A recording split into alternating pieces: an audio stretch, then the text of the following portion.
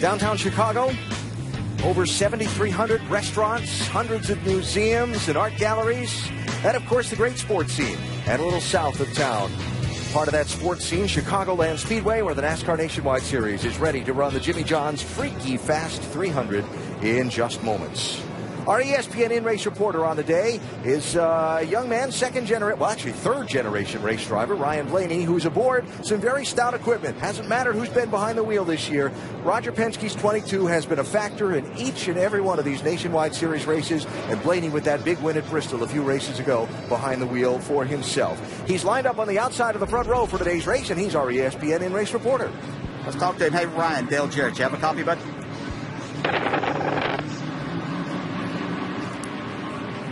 Brian, you have a copy?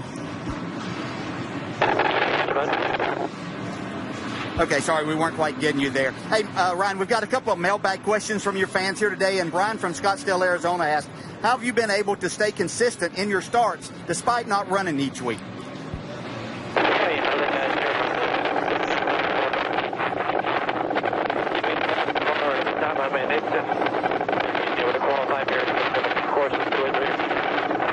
And they do a great job of making sure we have a fast one. So I also think we have a great Ford Mustang here today for the race, and we'll see how it turns out. I'm a big fan of Chicagoland Speedway. It's always been a fun racetrack. So thanks Nationwide and Discount Tire for putting it on, and see if we can get us one here today.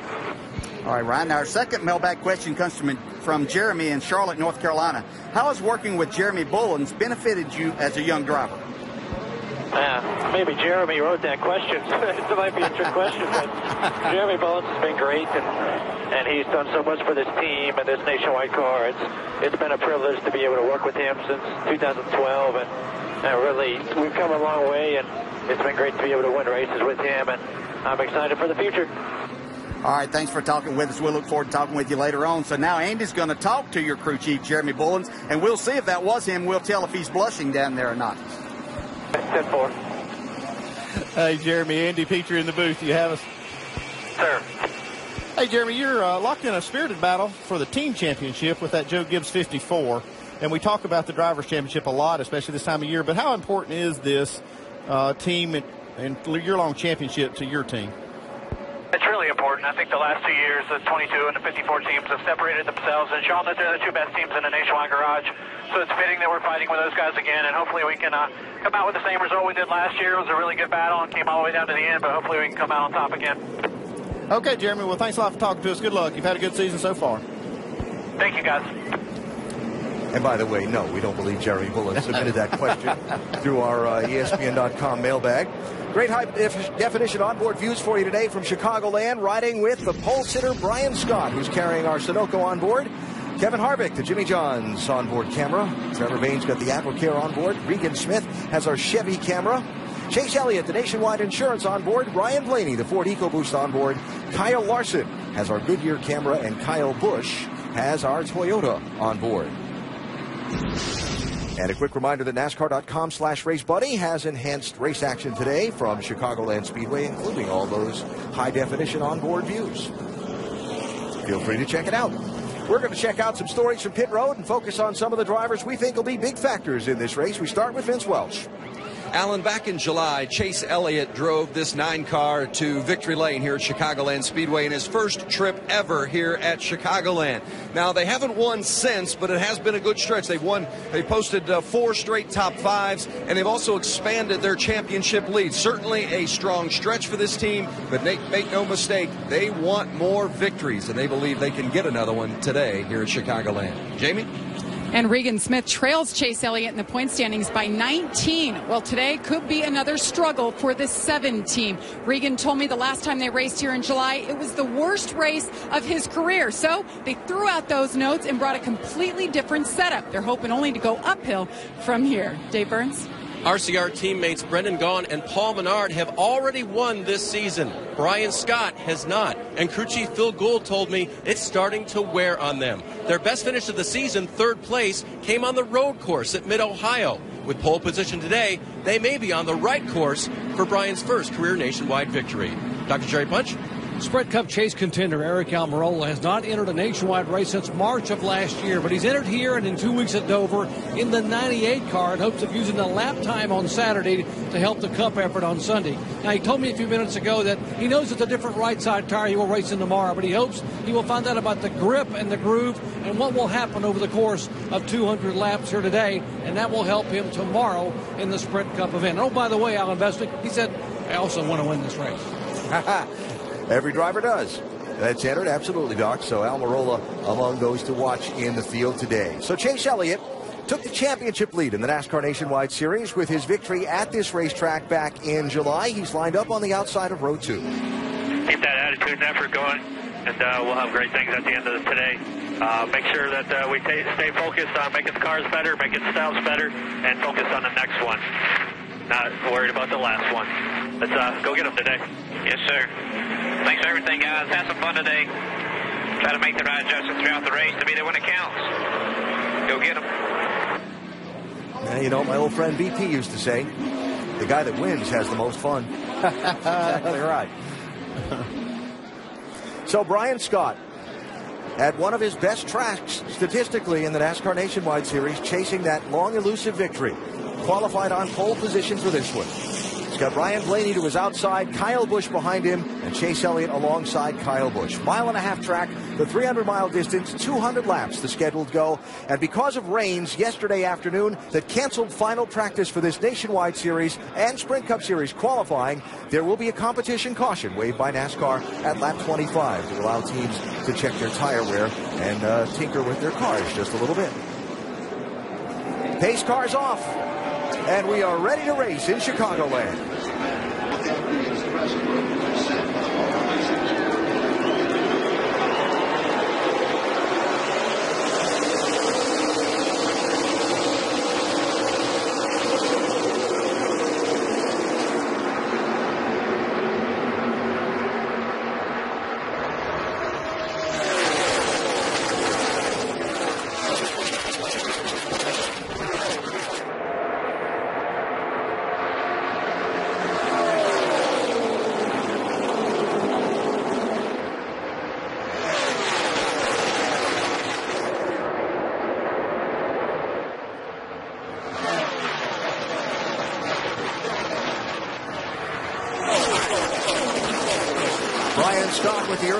Things to note in the opening laps, you can see the front ends of those cars jumping up and down on camera, the bumps that DJ and Andy were talking about.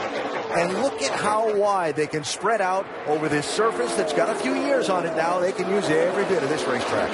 That's what the drivers love about this surface. It is worn out, and the driver really has to search around and find that. A couple of places that these drivers told me about that seemed to be a little worse than what they remember was the big bump entering turn 1. Going to make racing in there side by side pretty precarious at times, carrying a lot of speed down in there. And then over in turns 3 and 4, they said it's gotten a little bit rougher than what they remembered. We'll watch how they negotiate this throughout the day. On board Kevin Harvick.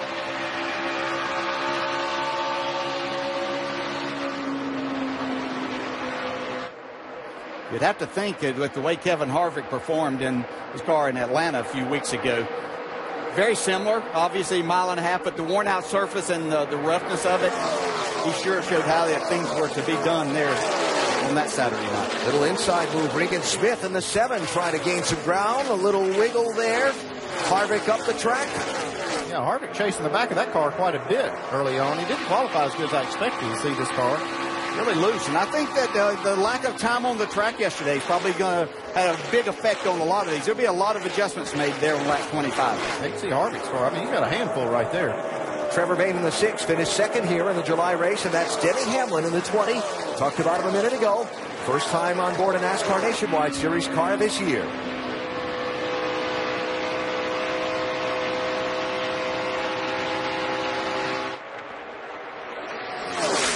Company's coming for the race leader.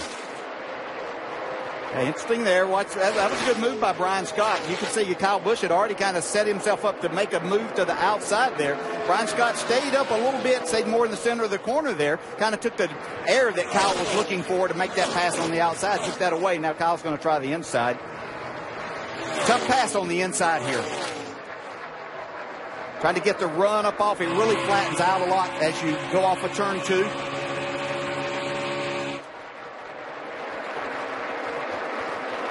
Might be tough for some. Yeah, he's going to slide up in front of him. Yeah, tough for some people. Not Kyle Busch. Yeah. So second leader of the race and first lead change, Kyle Busch to the front.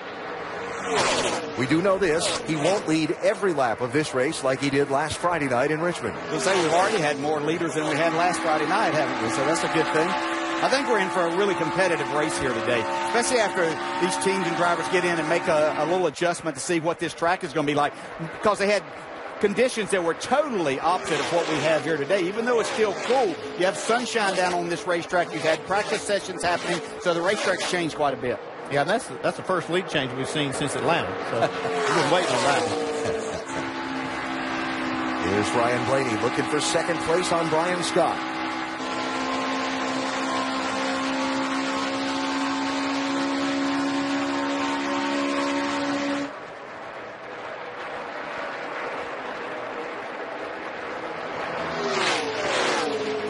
Try the inside, look for the outside, try the inside again.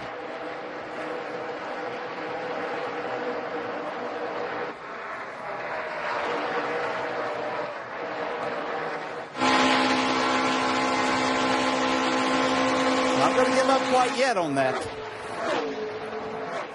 See Brian Scott able to fight back. That's the thing I wanted to see with this 2-car. We've seen them have speed a lot.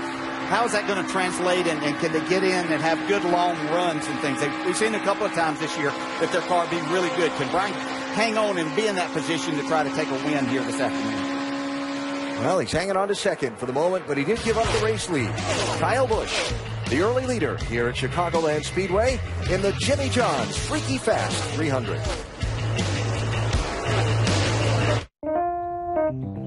Hey, Jake.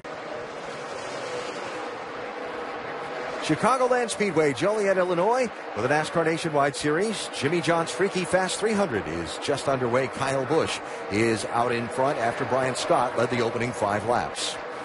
Update on upcoming motorsports coverage on the ESPN networks, including later tonight when you can see qualifying for the NHRA Carolina Nationals from Concord, North Carolina, 2 a.m. Eastern, ESPN2. And then final eliminations are Sunday night at 8:30 on ESPN2. Tomorrow's opening race in the chase for the NASCAR Sprint Cup is the MyAFibStory.com 400 from right here. Kyle Busch starts on pole, and we're on at 1 Eastern on ESPN.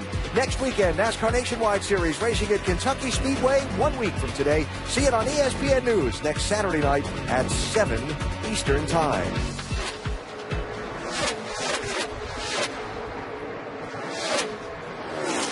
Change for third place during the break a minute ago. Kyle Busch is still the leader. Brian Scott still runs second. He is a second and a half behind him. There's the gap first to second, but now a new runner in third. Kyle Larson has gotten around Ryan Blaney and moved up. Yeah, made a nice pass off of turn 2. Looks like Ryan Blaney having a little bit of a handling problem with his car right now, but Kyle Larson moving forward. Actually, the quickest lap time last time by. Interesting day for the young Californian. Earlier this morning in NASCAR Sprint Cup Series practice, had a left front tire go down on his car, hit the wall. His team brought out the backup car and then went right up toward the top of the board in practice in the backup car. Yeah, it looked very good, that backup car did. You could hear what little time we were there on the in-car ground, just how little bit he was out of the throttle. Yeah. As he drove down in the corner, lifted for just a second, right back to it. Denny Hamlin, Regan Smith, 20 and 7, 10th and 11th place. And now for fourth place, Chase Elliott has caught Ryan Blaney. That 22 car looks extremely loose to me.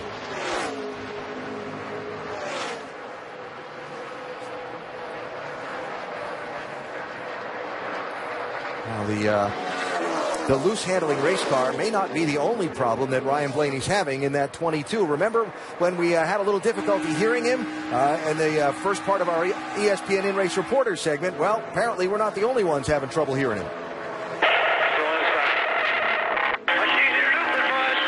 We're working on it here. We're working on it. Clear behind that 54 right there. Clear either lane. I can't hear what you're saying. Your radio's all messed up. Not you. It's somebody out here. Set 4. So somebody's all over the top of the radio frequency of that 22. I assure you it's not us. We've quadruple checked. And, you know, when you have a car that you're having to wrestle a little bit like you're seeing here, That can be a little frustrating not to be able to hear the spotter. Extremely.